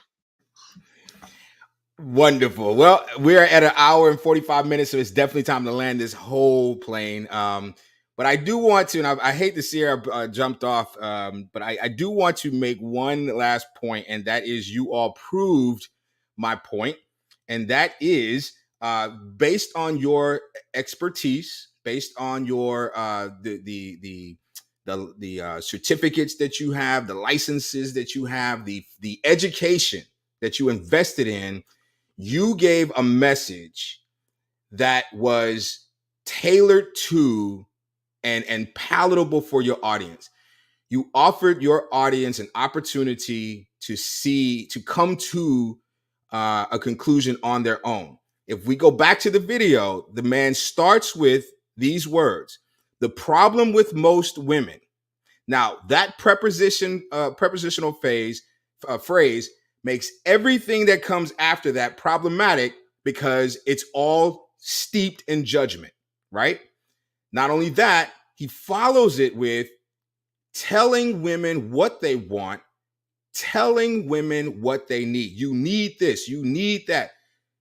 No man, not one, is in a position to tell a woman what she needs. No man should feel entitled to describe, subscribe, or to you are taking away a woman's power. You're taking away a person's power when you tell them what they need. And Tony Watts just said it best. Now I'm in the relationship that you want instead of the relationship I want. Because here's the thing. Those needs that you just described, I may have already met them. And we're living in a time where women do not need the lowest level of Maslow's hierarchy. They don't need to be fed. They don't need to be clothed. They don't need, base. They're meeting those on their own. 50 years ago, they couldn't meet those needs because we lived in a society that would not legally allow them to. Women couldn't own property and so forth and so on. We have evolved. And so when you tell a woman that you need a man to meet your basic needs, then you are limiting her opportunity to be the very best of who she is, because that's on the higher rungs of the hierarchy, self-actualization. But my point is, all of you, when given the opportunity to speak, you came at it not from a place of, aggressiveness and insistence and all this other stuff, and not from a place of judgment, but from a place of helping people understand what's inside of them and the difference between you and him, real life experience and training. That was the point that I was making from the very beginning. Can you go to Best Buy, buy yourself one of these microphones, a camera, a computer? Hell, you don't even need that. You can do it all from your iPhone and create a platform. Yeah, of course you can. But that does not, huh? Can't use an Android? I wouldn't. But but you have to understand you are now putting your voice out there. And there's a lot of responsibility and accountability that goes along with that. I'll end here. There was a case not too long ago of a young lady who was dating this boy, and the boy committed suicide. We found out later that she was sending him text messages, not just egging him on, but urging him to do it, to the point where she pushed him to make that decision. Is she responsible? Is she accountable? Ultimately, he did what he did, but she had to take responsibility and accountability for the words that she used that created the outcome that he experienced. And so what I land my plane with is, for those of you who are content creators or you're listening to content creators, you need to verify. And I posted this the other day. You need to verify the experience, the knowledge, skills, and experience of your content creators. Just because it sounds good doesn't mean it's good for you. And I remind you, like I did in that post, the people who got rich during the gold rush weren't the ones digging for gold. It was the ones that were selling the shovels. Ladies, I would like to give you an opportunity to shout out your social media pages. Let's find out where all of our followers can find you, because when people watch this show, they go searching for you. So if you got warrants, you don't want to do that. But if you don't, and you're happy with people finding you, let us know. I'm going to start with Sierra since she had to jump off. You can go to IamSierraParkerTheBrand.com.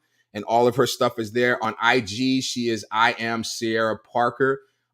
She's got a lot of great stuff on her brand. She's doing a lot of great things. So if you're thinking about starting something, if you are, you want to get into the scholarship realm, she's got some other stuff going on. So definitely I Am SierraTheBrand.com. Check SierraParkerTheBrand.com.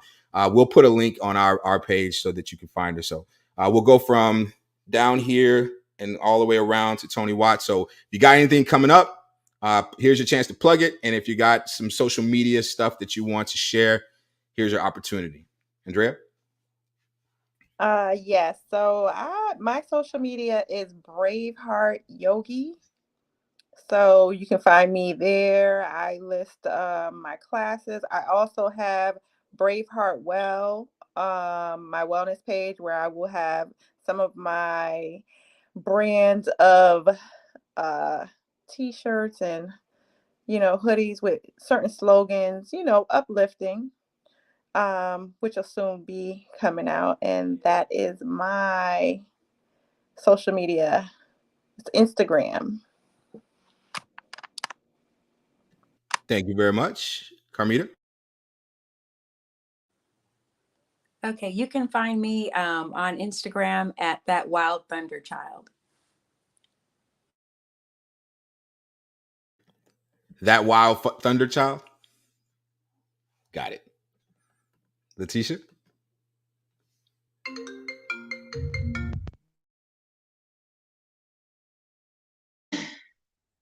My microphone was acting up.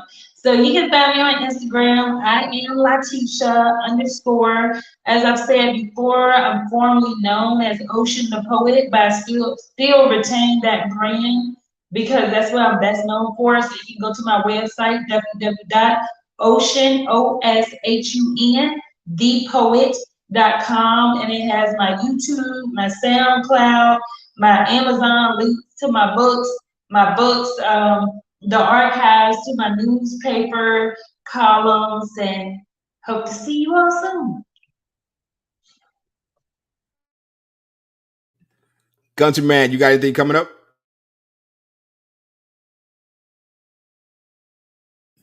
Yes, I actually do. It's called Exhale to Execute. Exhale to Execute, which is a virtual meetup. We're doing it on May 21st, May 21st. Check out my social media, Rick Hovind Gunter Jr., and you'll see all the links and connections there. But it's gonna be a fantastic. It's a panel of women. I'm the only guy on the panel. Ooh, that's kind of cool. Like, hey, my energy with a bunch of women. I think I can handle that. Other than that, that's it. Like I said, I'm off for this month for the Gunter Man show every Thursday night, 7:30 Eastern time. And that's it. I'm looking forward to it. Oh, Andrea, what's in that red cup? That's what I want to know. That's what she's sipping on the. Hey, I can't hear you, girl. What? I can't put your volume on. I want to hear what you do. That red cup. You sipping that red cup. I want to know what's in that damn red y'all cup. had to give me a red cup. I was so mad about this red cup, but it's a frozen pina colada virgin, and I was like, really? I'm about to drink this red cup on live. I wasn't happy about it, but this is what they gave me. So it wasn't that bad. Not tonight. It's Monday. You didn't curse, though. Didn't curse, though. Ain't no Hennessy in there, so we good. My choice is brown, so. Oh man, don't mess with Massey now. Don't get Massey started with that. Watts, what you got coming, baby?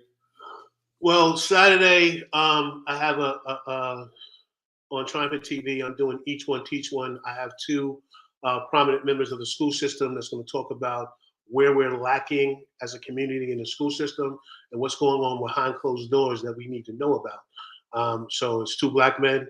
One's a principal, one's a prominent counselor, and they're going to tell us some things because they've told me some stories over the last couple of weeks that have absolutely blown my mind. There's some things that we need to do for our community. So as I land my plane, I just want to say that this is to all of the blue pill, red pill, whatever manosphere people. And young ladies, listen to this very carefully, and I'm going to say it slowly. The woman is the prize. God created man, then he presented the woman to the man. She doesn't have to jump through hoops to get to you. God presented her to you. So all of this, what she needs to do to get you, you need to follow the instructions God gave you to get to her. Land it. Well, I want to thank all of our guests for coming in tonight. You guys did an amazing job. Ladies' Night is always an incredible opportunity to share with women. Our platform is very much male focused, and that was by design.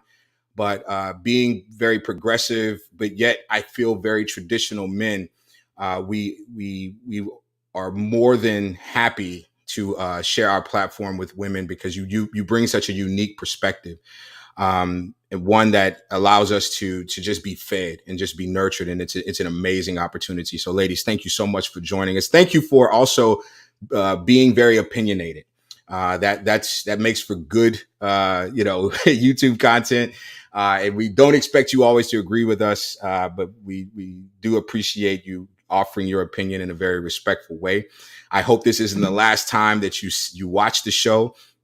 Feel free to share this link with all of your friends. You're more than welcome to use the content on your social media pages. We encourage it.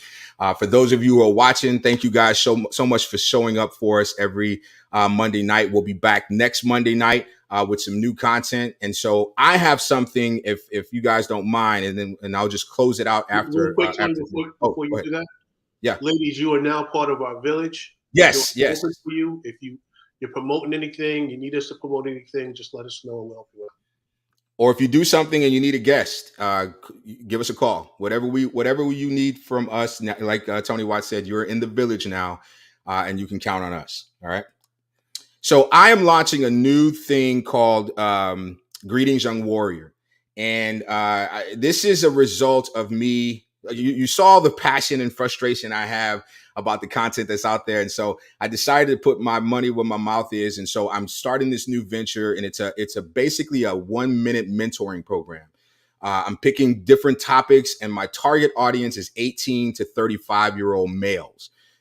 So if you know somebody that fits that criteria, please send them over to Tony Massey Cooks and Tony Massey Speaks on IG. I'll be posting these. I've decided to do it every Wednesday morning, so midweek, a nice midweek meal. And I have an example that I want to show tonight. It's only a minute long.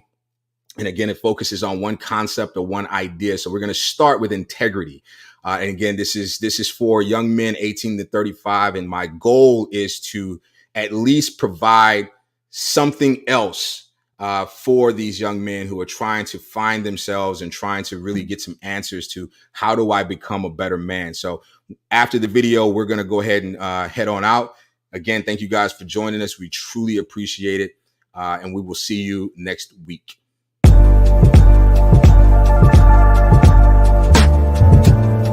Greetings, young warrior. Let's talk about integrity. Simply put, integrity is doing the right thing, even when no one is watching. It means that your sense of morality or right and wrong is not influenced by your environment. Now, there's a lot of advantages to being a man of integrity. One, it builds trust. And when you're trustworthy, people create opportunities for you because they know you're going to keep your word. Your word becomes a type of currency, like social currency, which allow you access to influential spaces, or emotional currency, where people close to you no longer question your intention, or even financial currency, right? You can get access to wealth and money simply with a signature. So be a man of integrity. How? Simple. Do the right thing because it's the right thing to do. Now go forth and do great things.